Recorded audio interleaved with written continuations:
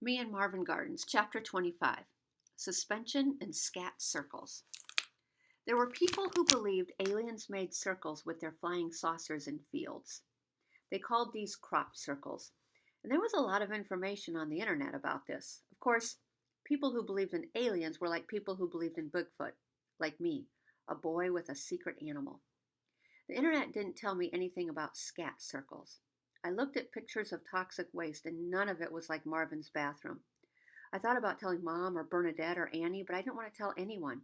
Marvin was my secret. Tommy's suspension from school made me nervous. Every day I was in school and he wasn't, he could be finding Marvin, talking to him, feeding him, trapping him, maybe even killing him. I didn't think Tommy had the ability to kill an animal. I didn't think wearing the right kind of sneaker could turn a boy into a killer, but you never knew what those boys were saying to him. On Tuesday, people were still talking about the kissing incident. There were debates at the lunch tables, and girls were starting to stick up for Annie. By Wednesday at lunch, they'd heard about the list from somewhere. I swear I didn't tell them, but someone did. They were avoiding all the boys in Tommy and Mike's group so they wouldn't have the same thing happen to them. Wednesday morning announcement fact was brutal. Every 90 seconds, a child dies from contaminated water. There was no positive to offer after this fact.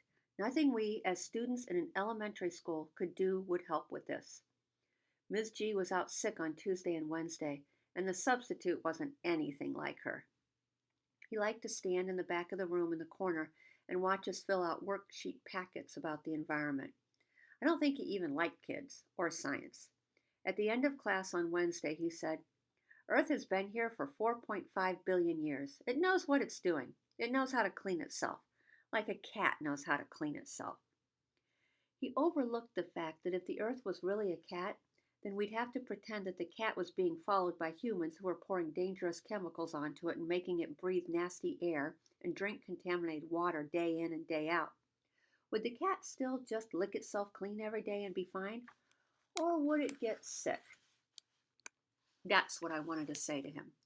But I just finished my worksheets. On Wednesday, the bus was mayhem.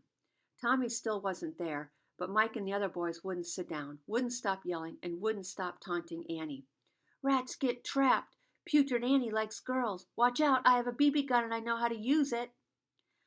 I wondered how Mike's little brother felt about that last one. I'm not sure shooting your brother by accident amounted to knowing how to use it. The bus driver yelled a lot. Annie ignored all of it. She had this smile on her face that I'd never seen before. It was a scheme smile.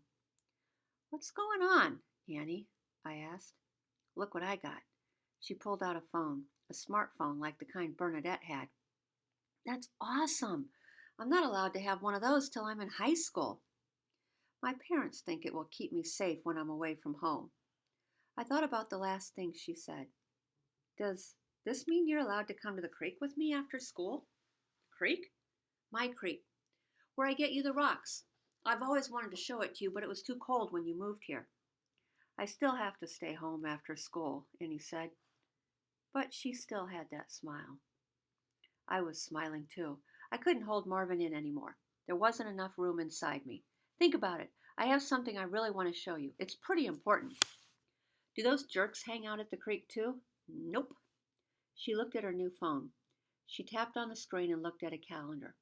Mom and Dad work until 6 tomorrow. Maybe tomorrow then. You won't regret it, I said. She still had that smile as she said goodbye at her stop and got off the bus. She was smiling so big I didn't think she heard Mike and his friends saying stuff to her.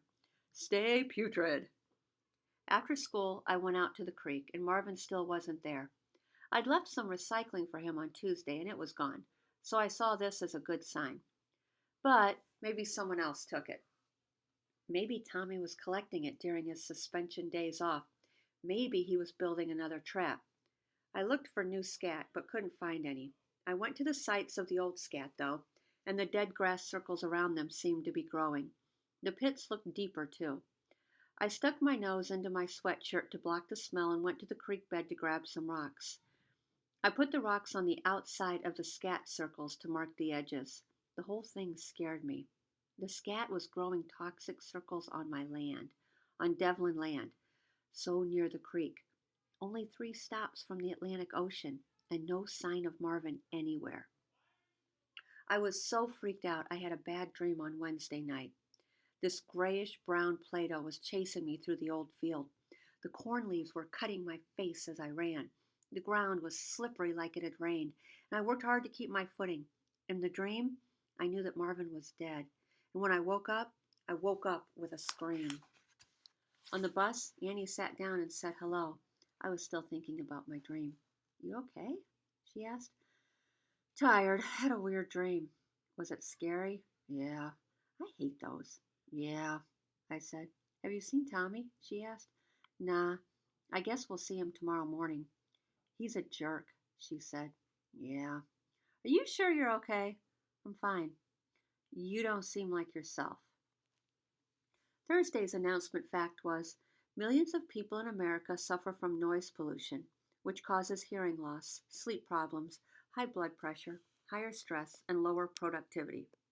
I knew plenty about it already. New spacious homes can teach a kid a lot about noise pollution.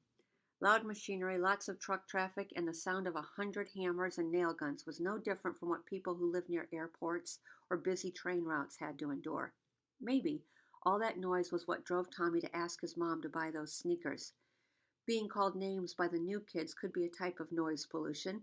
Maybe it was the type that pushed a kid over the edge, because Tommy had to have been pushed over an edge to be acting like he did for the last 6 months. And anyway, what was noise pollution compared to Marvin's scat?